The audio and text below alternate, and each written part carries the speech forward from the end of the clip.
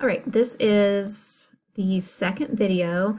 The first one you watched was specific to the health-related components of physical fitness. Now we're looking at the 6 skills-related components of physical fitness, and just by the names, speed, agility, coordination, balance, power, and reaction time, you can see that they are very much more isolated and concentrated versus the overall concept of cardiovascular endurance or the overall concept of flexibility or muscular strength if I'm wanting to, in general, improve an area or a component versus these very skill-specific facets of physical activity, physical fitness, and sports and skills performance. And we'll look at each of these separately and how you can work to improve each of those. Agility is the component of skill that allows you to change direction quickly, and you can think of many different sports where agility is important. If we think about drills that you may have done, quick feet or quick hands, so I'm able to change position, change direction of the body fast, quickly, and still maintain balance and not inhibit my performance. If you think about a basketball player or soccer or lacrosse, field hockey, any tennis, they've got to be able to react and change direction quickly and do that in a manner that they don't trip, they don't fall, and it doesn't slow them down, so they're still able to get to the point of being able to execute that skill that they're trying to do. Agility is the ability to change direction quickly. Balance, think about how balanced you are, or if you can standing on both feet and raise one foot, how long can you maintain that position without falling over? And why is balance important? You can think of many skills and activities that you've done that balance is extremely important.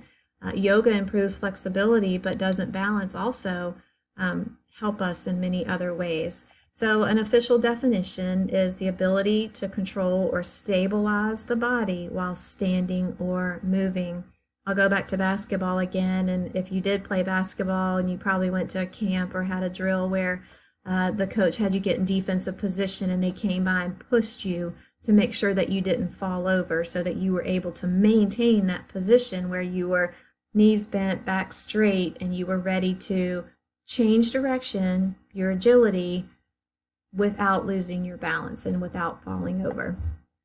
Agility, changing direction quickly. Balance is maintaining or stabilizing the body. All right, and then this is just a little extra FYI. So balance in sports depends largely on a measure of biomechanics. Coordination requires using a combination of different muscle groups at once. Here is an official definition: the ability to use the senses to determine and direct the movement of your limbs and head.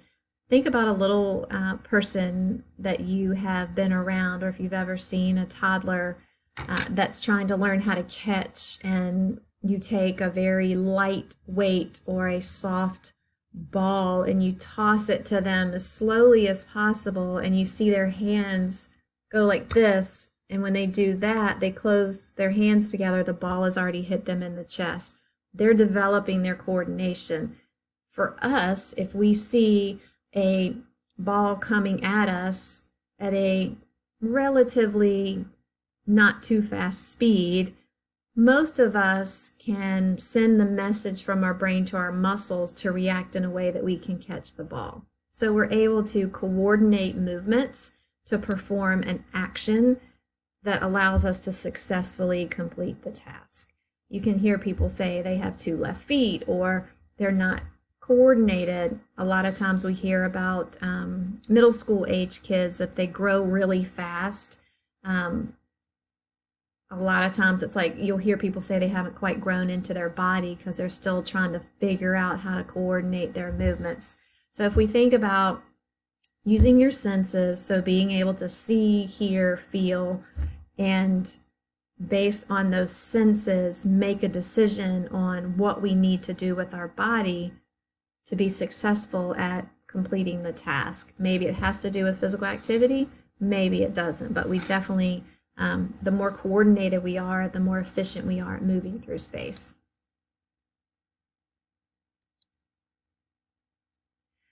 All right, so if we think about speed directly, or its majority is determined by heredity, but it can be increased.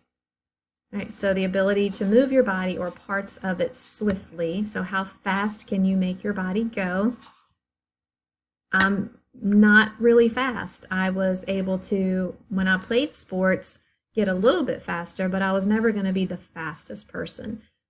We can all improve in our speed, but again, depending on, and without getting into too much detail about short twitch and long twitch muscle fibers, the more short twitch muscle fibers you have, the greater chances of you being fast, the greater your chances of being very successful at being fast. If you have more long twitch muscle fibers, you're going to be better at more endurance sports, which I definitely fall into that category. All right. Thinking about the two combined, the stronger I get, it will lead to improved speed. So the more strength I have in my leg muscles, the more likely I am to be able to initiate that movement quicker so that I can move my body at a faster pace. Power is speed and strength. There are lots of times where power is important. We'll look at the definition. So it's the ability to move the body parts swiftly while simultaneously applying force with the muscles. A lot of times, if you think about jumping events, so I need to be able to, or the high jump, when I get close to that bar, I've got to be able to get there quick. And as soon as I get to that point where I use the correct technique, I've got to be able to use my strength to get my body over that bar.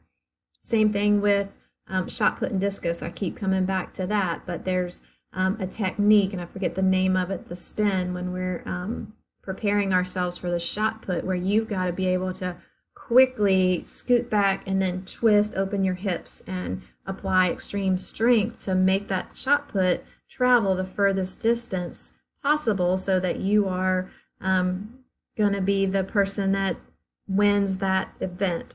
So if I generate speed and strength, put those two together, I've got power.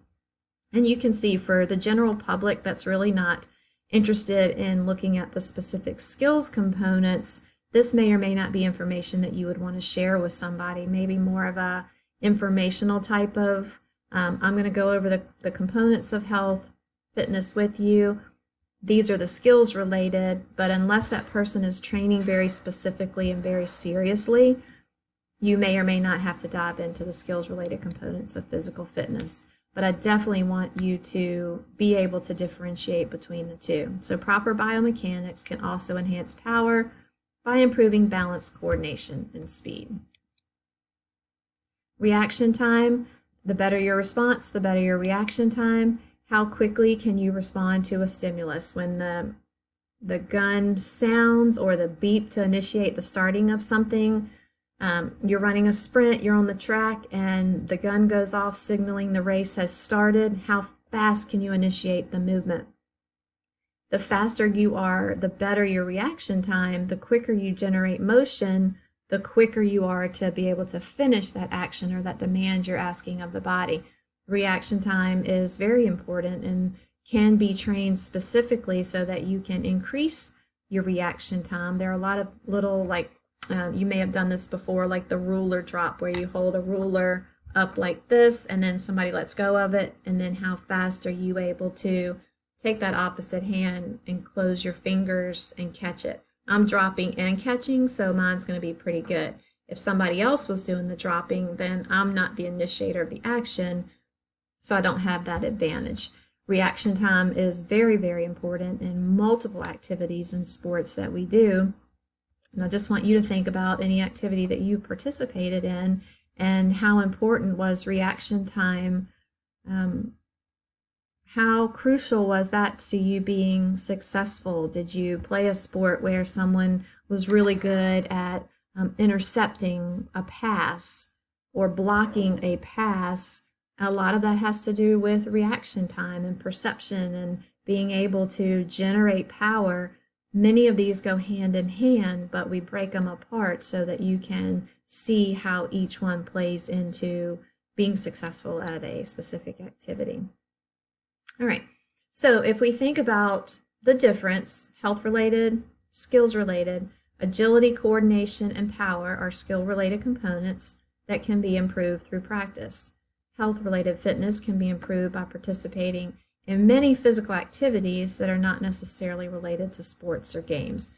Coming back to, again, if you're in a position where somebody says, hey, I want to lose weight, or I'd like to get stronger, you may not need to dive into the skills-related components, but more you're talking about muscular strength, and then you would lead the conversation that way. It is important for you all in this class, and depending on your kind of professional future, that you're able to sit down and have this educated, conversation with somebody, that we can say, all right, let's look at the components of physical fitness more broadly. And then if we're trying to improve in a particular sport or a particular aspect of a sport, then we're going to dive into the skills related. Yes, I need to be strong, but then we're going to take it a step further where I need to be able to be agile. I need to be able to change directions quickly. I need to improve my reaction time. I need to be coordinated. Power, all of those things are really important. So as you start diving into a particular fitness goal, you can go as deep or as detailed as you want to, thinking about something that's realistic and important to you. Please don't look through the different assessments that I'm going to ask you to do and pick something that you don't think you can be dedicated to working on over the next 4 weeks. All right, thanks for listening.